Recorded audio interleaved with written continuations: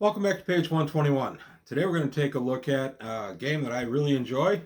I haven't played it in a while, but I'm going to be rectifying that soon, and that is Star Frontiers Nighthawks. This game was published in 1983 as a follow-on to the Star Frontiers, what became known as Alpha Dawn, and this is the tabletop space combat edition to it. They refer to it in here as a complete board game. I'm going to go into the history of the box set a little bit, what's in the box set, and how you can use it in your Star Frontiers campaign. So today on page 121, Nighthawks, Star Frontiers. Star Frontiers Nighthawks, an Starship expansion to the original Star Frontiers Alpha Dawn game, and a new complete board game. This was written by Douglas Niles, as I said, was out in '83, and brought quite a bit to the tabletop. There's a good look at the back of the box. And I'm going to go through all the individual items that were in the box and just a quick thumbnail of how to actually play the game. Star Frontiers was sort of TSR's answer to D&D. I'm sorry, not to D&D, my mistake, to Traveller.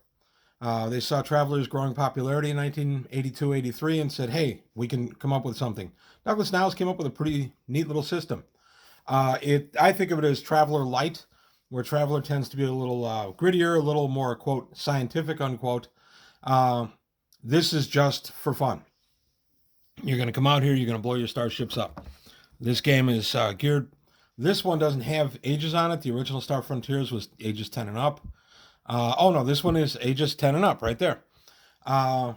You could play Nighthawks with or without GM.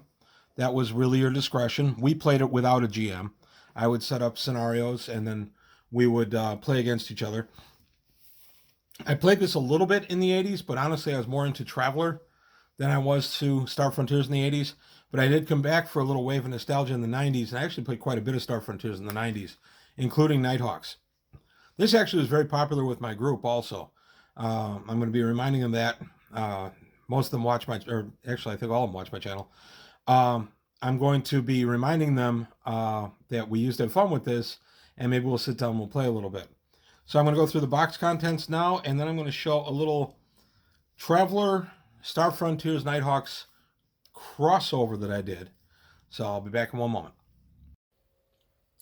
Okay, the first book from the box we're going to take a look at is the UPF, United Planetary Federation, not the United Federation of Planets, Star Trek fans, Tactical Operations Manual. This is written by Douglas Niles and gives us what we need to play the basic and then, of course, the advanced game. The basic game is pretty basic and, in a very real way, what we mostly played, my group. So here's the basic game. It goes into your game scale. One turn in this game is 10 minutes long, and each hex on the board is 10,000 kilometers across. And each unit is a starship or space station, depending on what you're using in your game. You have a movement sequence where side A moves, and then player side B moves. You have turning rules. This is a comprehensive little game. You've got rules for going into orbit. Combat procedure is pretty straightforward. I take a look at my weapon. So my weapon in this case, I'll move my camera down so we can see the table a little better. There we go. My weapon in this case is going to be a laser cannon. And my laser cannon is going to fire at a ship with a reflective hull. That actually applies to my laser cannon. So because the ship has a reflective hull, I only have a 60% chance to hit it. If there was a proton screen, for instance, no reflective hull, I'd have a 75. So on my 60% chance to hit, I have modifiers. And in the basic game, the modifier that you worry about is distance. So for the distance, it's for each hex, it's -5 per hex. So if this ship were 2 hexes away, what the heck? If this ship were 2 hexes away, -5 times 2 is -10. So my number goes from 60% chance against a reflective hull to a 50% chance. I then throw percentage dice, and if I roll a 50% or less, I've hit. When I hit, I do damage. Right over here, this particular weapon does 2 die 10 damage. The 2 die 10 damage comes off of your ship's hull points, not hit points. hull points. Like Star Frontiers, this game kind of harkens back a lot to D&D, but that's okay. They made it work in this. So if I do my hull points, for instance, on my particular ship, I have 50 hull points. If I take 2 die 10, if he rolls max, that's 20 points.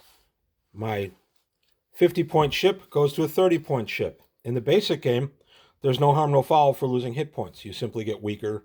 It doesn't change any of the functionality of your ship. It just gets you that much closer to being destroyed. In the more advanced game, you have systems that fail and internal fires and things like that to deal with. So coming over to here, we take a look at the enemy recognition card, and they put out a neat little set of metallic figures that went with this game. And then we go on to, keep going, to the advanced game.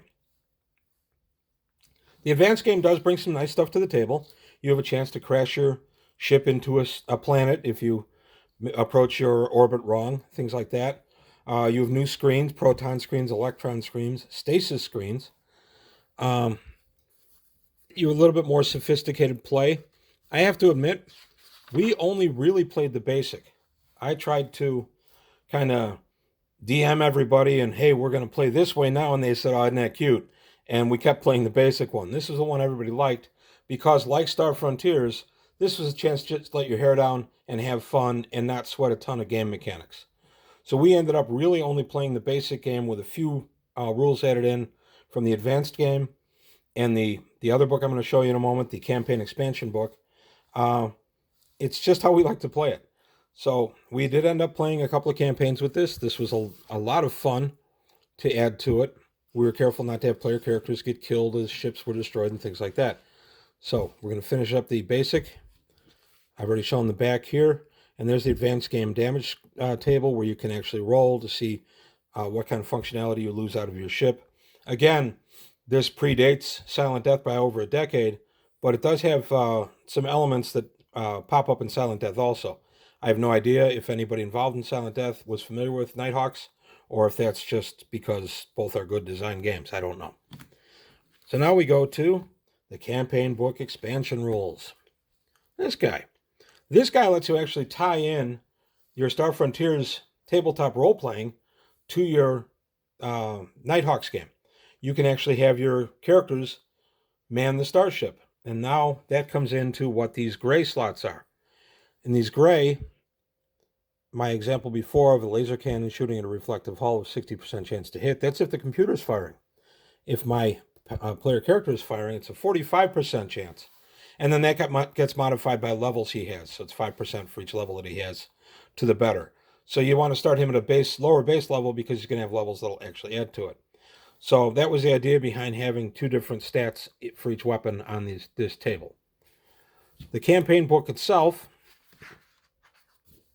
goes into quite a bit, and I'm going to confess right now, I didn't use much out of this book. It was very good, very usable, very well written, well thought out material, and I have absolutely no objection to it being used. It's simply that in my campaign, we were Traveler heavy, and when we played Star Frontiers or Nighthawks, we played it to kind of relax and go into outer space without worrying about a ton of rules. Again, love Traveler to death, but it is kind of rules heavy. So here we have a couple of new spaceship types. We go into more and more about the hull sizes. There's a starship design feature in this book. There's all kinds of nice, there you go, Spaceship Construction. So you can actually build your own ships if you want. And it's a simple system. This is one of the easiest systems to build a ship out of. That, again, was the attraction of this game, was the ease of use. Your spaceship equipment, how much it costs and how many spaces in your ship it would take. And straight through there, astrogation. I'm not going to show every single page.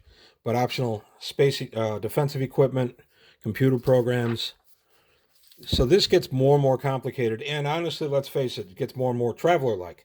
Which, again, is not a knock on Traveler in the least. It's just that they were trying to see what they could do to grab some of the Traveler audience. And in my case, they succeeded. I absolutely was interested in this and bought it right when I got the chance. So we're going to keep going here. And then There's an improved spaceship movement, misjumping. What can happen? You're jumping into the void and you have a blown roll. Oh my goodness! Now we've gone somewhere else. All kinds of stuff in here for upping your rules. Here's the economy and the frontier. So this makes it a full kind of big boy pants game that can actually stand toe-to-toe with Traveler. It's still simpler than Traveler, and I know people found it less intimidating. I don't know what it was about the little black books back in the day, but people were a little intimidated by those. But here's the Starship, the UPF Starship form, so you can have all your stuff there. Again, some very similar stuff out of Traveler. Next, out of the box, we're going to take a look at is a star map. This looks like a game board. If anybody knows if this was a game board, please let me know, because I'm darned if I can really find anything about this thing. I think it's supposed to just be a star map, but it sure looks like a game board. I feel like playing Trouble when I look at it. And then a large freighter deck plan, again with the smaller hexes, so you could play, I don't know, say Snapshot on it. Again, a little cross-marketing. Now we come to Warriors of the White Light. This is a mission brief. This is just some scenarios that you can play in your Star Frontiers Nighthawks campaign. Some of the different things you can do. Again, you get a real flavor of Traveler out of this adventure. Here are your starships. Now mine are unpunched for the very good reason that I had a ton of these from from Traveler. So I didn't want to punch these because why would I? I'll just use my Traveler chits when we used to play this. And then later I used my actual metal ships. We get this pretty cool, massive map. In fact, I'm going to pause so I can unfurl the map for you. This is your space game board for the game. This came in the box set. And on the flip side, pretty neat, is a big starship layout. So you have a big starship layout here, again, sized, that you could play something like, I don't know, Snapshot on it, or you could do the Star Frontiers role-playing game using the chits that came in that box. And then the last thing we had out of there, which is really neat, you got your 10-siders and the little coloring crayon. Yep. Anybody who's been gaming for a long, long time remembers getting these. So, still have my originals. The only other thing I want to show you is something I did in the 90s. And that is, I adapted some of the Traveler ships from Mega Traveler into Star Frontiers. So I took a lot of the information out of Star Frontier, or out of Traveler, and then I just wrote up my own versions of the ships. We did play these in Star Frontiers. This one was done on 9/19 of 95 is when I drew it up. And here's another I did, of Escort Fleet, 9/20. This would have been all for the same game. And then an Armored Cruiser. So I went into the Mega Traveler books, took the stuff out of Mega Traveler, and then just added in whatever I needed to make it compatible with Star Frontiers. So that's it. That's what I wanted to look at today for our good friend Star Frontiers. I love Nighthawks. It's a lot of fun to play. I'm looking forward to it. In fact, my youngest son is coming back from college in the next couple of weeks, and when he's home, I'm going to press him into playing, and we may even see if we can do a bat rep or two for this. So for right now, for page 121, I want to say thank you for watching, and I'll see you next time.